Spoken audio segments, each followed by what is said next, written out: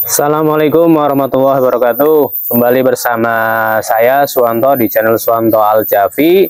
Masih membahas seputaran dengan gangguan asam lambung GERD anxiety psikomatis.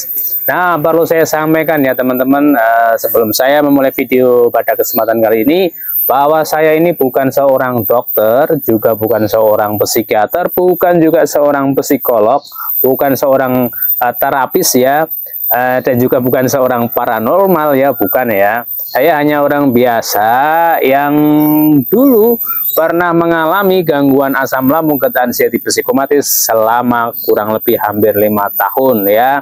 Berbagai metode sudah saya jalankan, berbagai dokter sudah saya kunjungi ya, berkali-kali bahkan ya, masuk rumah sakit, keluar rumah sakit, masuk puskesmas, keluar puskesmas ya, termasuk metode-metode yang tidak logis ya, kayak mendatangi orang pintar ya, mendatangi kiai, dan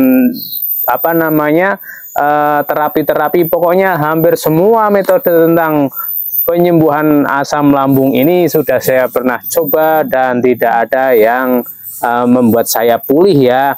Nah, sembuhnya saya itu dikarenakan dengan saya menjalankan 3P ya. Menjalankan 3P itu pola makan, pola pikir, dan pola hidup. Itu sepengalaman saya. Nah, pada kesempatan kali ini nanti saya akan mencoba membahas hal-hal ya, ada beberapa hal yang tanpa kita sadari ya, hal itu sering kita lakukan, dan hal itu juga yang membuat proses penyembuhan kita itu lambat ya. Nah, apa saja nanti saya jelaskan beberapa saja ya, karena video ini durasinya dibatasi biar tidak terlalu besar filenya ya. Nah, sebelum saya lanjutkan juga, mohon dukungannya ya teman-teman yang baru bergabung untuk klik subscribe ya. Kenapa perlu di subscribe? Jujur ya, kalau video dan channel ini berkembang ya, tentunya menambah semangat buat saya untuk selalu berbagi pengalaman terkait dengan penanganan gangguan asam lambung GERD anxiety psikomatis beserta sensasi-sensasinya ya. Tuh, nah kemudian saya doakan ya, mudah-mudahan melalui wasilah video ini ya, teman-teman yang sedang mengalami gangguan asam lambung GERD anxiety psikomatis segera diberi kesembuhan ya, atau minimal video ini dapat menjadi wasilah untuk meringankan sensasi-sensasi yang sedang teman-teman alami, atau lebih minimalnya lagi hanya sebatas untuk menemani hari-hari teman-teman dalam merasakan sensasi-sensasi yang begitu banyak dari ujung rambut sampai ujung kaki. Nah, begitu ya teman-teman. Buat teman-teman yang belum sembuh, belum sehat ya, masih banyak gangguan, masih banyak sensasi, simak video ini baik-baik ya, jangan di skip ya. Kenapa? Karena jika Anda menyimak video ini baik-baik ya, tidak di skip, nanti teman-teman bisa memahaminya ya. Jika teman-teman sudah memahaminya, nanti teman-teman bisa menangani gangguan asam lambung GERD anxiety psikomatis tanpa obat, tanpa herbal, tanpa terapi ya. Teman-teman hanya menjalankan 3P saja, menjaga pola makan, menjaga pola pikir, menjaga pola hidup. Udah itu selesai, insya Allah sembuh ya. Dan perlu teman-teman ketahui bahwa yang namanya gangguan asam lambung GERD anxiety psikomatis ini tidak berbahaya ya, tidak berbahaya. Buktinya saya sekarang ya, walaupun dulu pernah mengalami gangguan itu selama hampir 5 tahun ya, 4 tahun lebih ini, saya bisa sembuh ya teman-teman ya. Yang penting tadi konsisten menjaga 3P, dan teman-teman harus yakin bahwa dengan menjaga 3P ini teman-teman bisa sembuh. Buktinya apa? Buktinya saya sendiri ya, saya sudah membuktikannya. Nah, tinggal teman-teman silakan yang mau pengen sembuh ya harus konsisten menjaga 3P-nya. Kalau yang masih betah dengan sensasi-sensasi, itu sebuah pilihan ya, begitu. Nah, teman-teman, ada beberapa hal ya yang membuat kita itu sulit untuk membaik ya. Pengalaman saya itu ini ya, pengalaman saya, barangkali nanti ada yang sama ya, mungkin saya kasih solusinya ya. Jadi dulu itu ya, ketika saya itu sedang sakit, kemudian tidak kunjung sembuh ya, seminggu 2 minggu tidak sembuh, sebulan 2 bulan tidak sembuh, bahkan bertahun-tahun tidak sembuh. Itu apa yang sering saya lakukan dahulu? Nah, saya sering melakukan yang pertama adalah googling ya, googling. Kemudian yang kedua adalah mencoba-coba obat dan herbal maupun terapi. Nah, dua hal inilah teman-teman yang justru ya waktu itu membuat saya lambat dalam proses penyembuhannya ya. Jadi dulu ya saya ya itu, saya terangkan dulu yang googling dulu ya. Dulu saya itu sering googling ya. Contoh misalkan ketika dada sakit tembus sampai apa namanya ke belakang ya, kemudian apa namanya tangan ini kayak tidak ada tenaganya, kemudian saya googling, cari di internet. Nah, ciri-ciri dada sakit kenapa lah, yang keluar itu sakit jantung, jantung koroner ya, penyumbatan darah ya, gejala stroke dan seterusnya. Itu menjadikan saya stres tersendiri. Yang terjadi bagaimana? Setelah saya googling, tertanamlah dalam pikiran saya bahwa saya mengalami gangguan jantung, bahwa saya mengalami gejala ini, gejala A, penyakit kronis dan seterusnya. Sehingga yang terjadi bagaimana? Setelah berhari-hari memikirkan sakit parah, sakit kronis, yang terjadi apa? Saya menjadi ingat kematian. Jangan-jangan ini adalah tanda-tanda kematian saya. Jangan-jangan saya tidak akan pernah sembuh dan seterusnya dan seterusnya. Itulah yang terjadi ketika kita googling ya. Kemudian ketika perut sakit ya, yang di bawah ini, saya googling lagi. Nah, perut sakit di bawah, bagian bawah.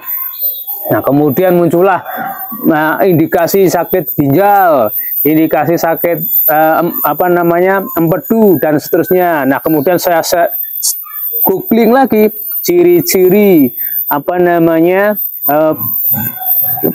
ginjal, penyakit ginjal lah. Kemudian muncul itu pipis berbusa, pipis keruh ya. Kemudian sakit di perut bawah ya, sampai ke belakang menjalar ya, sakit di belakang itu menjalar ke bokong sampai ke punggung. Akhirnya yang terjadi apa? Berpikirlah, wah jangan-jangan saya sudah terkena ginjalnya. Itu ya, jadi semakin kita googling, semakin kita mencari tahu, semakin kita mencari-cari penyakit, ya tentunya kita yang ada di pikiran itu ya sakit begitu teman-teman. Yang mestinya hal itu tidak dibutuhkan oleh pikiran kita. Pikiran kita itu butuh rileks, butuh senang, ya, butuh bahagia. Sehingga kalau yang dimasukkan ke pikiran kita itu adalah penyakit, ciri-ciri penyakit. Nah, bagaimana kita akan menjadi sembuh ya teman-teman ya? Harusnya yang dimasukkan ke dalam pikiran itu adalah yang menyenangkan, yang membahagiakan, yang menenangkan. Itu yang dibutuhkan teman-teman. Semakin kita tenang, pikiran kita, perasaan kita juga tenang ya, hati kita tenang, tubuh menjadi rileks. Ketika menjadi rileks, disitulah terjadi proses perbaikan. Begitu teman-teman ya, sepengalaman saya itu dulu. Kalau teman-teman ya mungkin beda ya, karena mungkin penyakitnya juga beda ya. Tapi kalau saya dulu seperti itu, sering googling justru memperparah keadaan. Ketika saya memutuskan berhenti googling dan saya konsisten menjaga 3P dan saya konsisten melakukan hal-hal yang membuat hati saya senang, dan saya melihat apa yang membuat saya senang, melihat pemandangan, melihat apa namanya hal-hal yang menarik, yang pokoknya bikin pikiran itu senang ya. Kemudian mendengarkan hal-hal yang menenangkan, kayak mendengarkan pengajian, mendengarkan motivasi soal orang yang pernah sakit kemudian sembuh, itu sangat menenangkan buat saya. Saya dengarkan setiap aktivitas, bahkan di awal-awal dulu ya, saya ketika memulai latihan jalan kaki ya, jalan kaki itu saya sambil bawa HP, dengerin apa namanya YouTube ya, YouTube kayak apa motivasi seperti ini saya dengarkan sambil berjalan ya, sehingga pikiran ini fokus pada mendengarkan suara motivator ya, dan tanpa terasa saya jalannya sudah lama ya. Saya itu pertama latihan saya itu hanya 100-200 meter teman-teman, itu tanpa apa namanya mendengarkan suara motivasi, suara motivator. Ketika saya coba mendengarkan suara dengan motivator seperti ini ya, itu saya langsung bisa jalan lebih dari 2 kilo teman-teman, tanpa saya sadari. Saya hanya jalan tanpa berpikir, kemudian saya mendengarkan apa namanya suara motivator, itu saya bisa jalan dan tanpa dak-dikduk itulah anehnya ya, seperti itu pengalaman saya. Sehingga buat teman-teman yang dak-dikduknya masih kenceng banget ya, coba tips tersebut dicoba aja ya, latihan jalan sambil mendengarkan suara yang menenangkan. Tidak harus suara motivator. Ketika teman-teman tenang dengan suara burung, dengarkan suara burung. Ketika teman-teman tenang dengan suara air, dengarkan suara air. Ketika teman-teman tenang dengan mendengarkan musik, dengarkan musik. Pokoknya teman-teman ketika beraktivitas melatih jalan, itu pertama-tama ya yang dulu saya lakukan itu adalah sambil mendengarkan sesuatu, sehingga fokus pikiran ini bergeser kepada yang kita dengarkan, sehingga rasa takutnya tidak ada, jalannya tenang. Ketika jalan tenang, nafas juga tenang, sehingga kita kuat lama, begitu ya teman-teman. Itu sehingga sudahilah ya untuk googling. Kalau teman-teman serius ingin sembuh, stop googling, stop ya mencari-cari obat, stop mencari-mencari penyakit, stop mencari-mencari cara ya. Sudahlah fokus dengan menjalankan 3P, jalankan metodenya, insya Allah sembuh ya. Seperti itu teman-teman ya. Saya dulu ya itu adalah korban googling ya. Ketika saya mencari-cari obat ya, contoh ya obat asam lambung, itu saya sudah minum ya, baik yang dari madu, yang madu sama kunir, kemudian yang bentuknya sereal yang kotak warna hijau itu ya, pokoknya yang mah itu obat mah yang herbal itu sudah saya pernah beli semua ya, yang dari yang biasa sampai yang mahal sudah saya pernah coba. Hasilnya ya sama saja ya, karena yang persoalannya itu bukan di obatnya, tapi di pikiran kita yang belum beres begitu. Nah kemudian kayak yang sereal ya, pati perut yang rasanya manis warna bagusnya hijau, itu saya juga pernah ya. Itu kalau di iklan itu 2 minggu sembuh lambungnya ya. Saya habis ya untuk beli itu ya, itu kurang lebih hampir setengah tahun nggak ada perkembangan ya teman-teman ya. Itu nah justru saya itu memulai membaiknya itu ya ketika menjalankan 3P ya, menjalankan pola makan, pola pikir, dan pola hidup. 3 hal ini saja teman-teman yang bisa menyembuhkan kita dari gangguan asam lambung, GERD, anxiety, psikomatis. Itu sepengalaman saya ya. Sehingga penting sekali buat teman-teman yang ingin sembuh, berhentilah googling, berhentilah mencari-mencari penyakit, berhentilah mencari-cari obat ya, begitu teman-teman ya. Nah itu sepengalaman saya. Nah kemudian teman-teman juga berhentilah untuk coba-coba minum obat dan minum herbal, sudah stop ya. Jadi dulu saya itu sudah pernah mengalami gonta-ganti obat, gonta-ganti herbal ya, gonta-ganti terapi ya. Semuanya tidak ada yang membuat kesembuhan saya itu membaik ya. Dari yang bentuk sirup, bentuk tablet, kapsul ya, yang dikunyah sejam sebelum makan, dikunyah 2 jam setelah makan ya. Kemudian yang bentuk sereal yang dimakan sebelum tidur, diminum setelah bangun tidur, semuanya sudah saya coba untuk obat-obat lambung ya. Sehingga obat lambung yang ada, baik yang ada di apotek maupun yang ada di iklan-iklan ya, maupun yang bikin sendiri ya, yang dari kunir, yang dari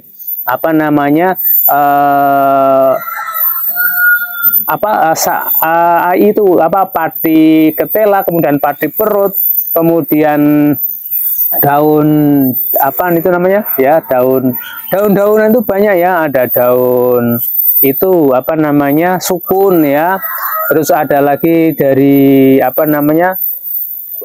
banyak lah ya, itu yang sudah saya pernah coba. Nah teman-teman sudahlah berhenti untuk mencoba-coba obat ya. Kalau mau menggunakan obat ya, itu teman-teman jangan keseringan, karena itu justru tidak memperbaiki fungsi lambung kita. Lambung kita itu sebenarnya itu bisa memperbaiki diri sendiri ya. Tubuh kita itu dirancang oleh Allah Subhanahu wa taala itu untuk regenerasi sendiri ya, menyembuhkan sendiri ya. Kita hanya tinggal membantu ya, membantu bagaimana cukupi nutrisi kita, cukupi istirahat kita, makanlah makanan yang bergizi ya. Kemudian tidurlah yang cukup, sehingga waktu tidur kita itu proses penyembuhannya terjadi ya. Jadi tubuh kita itu bisanya regenerasi itu ketika rileks ya. Kalau kita masih tegang ya susah ya. Mungkin bisa tapi sedikit ya. Sehingga teman-teman itu perlu yang namanya rileks ya, begitu. Itu sepengalaman saya teman-teman ya. Sehingga buat teman-teman yang masih hobi ya, mencari-cari obat, hobi coba-coba obat, kalau ingin sembuh ya, saran saya sudahlah stop, berhenti ya. Fokus saja, jalankan 3P, jaga pola makan, jaga pola tidur, jaga pola makan, jaga pola pikir, dan jaga pola hidup. Ngomongnya ya sampai kelipetan ya, karena apa namanya terlalu cepat-cepat ini, karena ini saya belum olahraga ini hari ini. Jadi ini setelah bikin konten ini rencana mau apa namanya senam dan jalan kaki, begitu ya teman-teman. Nah, dalam menjalankan 3P itu harus tiga-tiganya ya teman-teman ya. Teman-teman harus ketiganya berjalan beriringan, tidak boleh teman-teman hanya menjalankan 2 saja atau justru 1 saja, itu nanti lambat perbaikannya ya. Kalau teman-teman hanya menjaga pola makan saja dan pola pikir saja tanpa olahraga, itu bohong ya, proses penyembuhannya menjadi lambat ya. Teman-teman olahraga tanpa makan, tanpa istirahat, nanti justru sakit ya. Pokoknya 3 hal ini harus dijalankan beriringan ya. Kita makannya harus dijaga, baik jenisnya maupun waktunya. Kemudian minumnya juga harus terjaga ya, minimal 8 gelas ya, atau ya 1,8 sampai 2 liter tergantung berat badan kita. Kemudian pola pikirnya ya, pikirannya itu nggak usah dipakai dulu ya. Pokoknya pikiran ini dirilekkan serilek-rileknya ya, nggak usah mikirin kapan sehat, obat apa yang harus saya minum, bagaimana saya sembuh, udah nggak usah dipikirkan. Yang penting teman-teman jalani saja aktivitas sehari-hari tanpa memikirkan apapun ya. Itu kemudian ketika sedang beraktivitas sensasi muncul, video yang lalu sudah saya sampaikan cara mengatasinya ya, biar apa namanya kita tetap rileks walaupun sensasi muncul. Kemudian yang ketiga adalah jaga pola hidup, itu penting ya. Jadi olahraga itu sangat penting ya. Jangankan kita yang sedang sakit ya, orang sehat pun ya, kalau jarang olahraga dia akan mudah sakit, dia akan mudah terkena flu ya. Apalagi kita ya yang sedang mengalami gangguan dan butuh regenerasi cepat ya, sehingga kita itu butuh sekali yang namanya olahraga dan sinar matahari teman-teman ya. Itu penting sekali. Maka teman-teman jangan sepelekan dengan yang namanya olahraga dan sinar matahari. Olahraganya bagaimana? Kita untuk bergerak aja susah ya. Nah, selama kita sudah makan, sudah minum ya, tidak akan pingsan ya. Kenapa kita bisa pingsan? Karena kita itu kurang makan, kurang minum, itu baru kita pingsan. Tetapi kalau kita sudah makan, sudah minum, itu tidak akan pingsan teman-teman ya. Percaya ya. Coba teman-teman ingat, pernahkah teman-teman pingsan? Enggak kan, hanya perasaan saja mau pingsan, tapi tidak pernah terbukti. Nah, jadi sensasi muncul buat apa namanya, tidak aktivitas sensasi muncul, buat aktivitas sensasi muncul, buat apa namanya tidak olahraga sensasi muncul, buat olahraga sensasi muncul. Nah, lebih baik pilihlah olahraga dengan merasakan sensasi ya, karena di situ ada perbaikan ya, di situ nanti ada peluang untuk sembuh ya, begitu teman-teman ya. Sehingga biar saja nggak masalah sensasi muncul, yang penting kita tetap bisa menjalani olahraganya bagaimana, olahraganya yang ringan-ringan saja. Kalau pengalaman saya dulu untuk di awal-awal saya hanya jalan kaki ya, jalan kaki itu biar mempercepat rangsangan otot kaki. Saya dulu tanpa alas kaki ya, beberapa mungkin sekitar 2 minggu 1 bulan saya tanpa alas kaki, tetapi karena sering tanpa alas kaki sehingga telapak kaki ini menjadi melepuh ya, karena kena aspal ya, saya jalannya di aspal, itu kena aspal sehingga melepuh, sehingga sekarang ya mulai setelah melepuh ya saya menggunakan sepatu ya, biar apa, biar kakinya lebih terlindungi begitu teman-teman. Itu ya teman-teman, video pada kesempatan kali ini diingat-ingat, jika teman-teman ingin segera sembuh, stop browsing, stop googling, stop mencari-cari penyakit. Yang kedua adalah stop ya uji coba obat herbal dan sejenisnya. Itu saran dari saya. Nah, saya doakan kepada teman-teman yang belum sembuh, belum sehat, mudah-mudahan segera diberi kesembuhan, segera diberi kesehatan agar bisa merasakan kebahagiaan-kebahagiaan yang sudah lama dinanti-nanti ya, yang sudah lama hilang entah kemana. Nah, kemudian saya juga teman-teman yang minta doanya supaya saya ya dan keluarga saya selalu diberi kesehatan, selalu diberi kebahagiaan ya, dan dimudahkan rezekinya ya teman-teman ya. Itu yang dapat saya sampaikan, kurang lebihnya mohon maaf ya. Saya akhiri, assalamualaikum warahmatullahi wabarakatuh.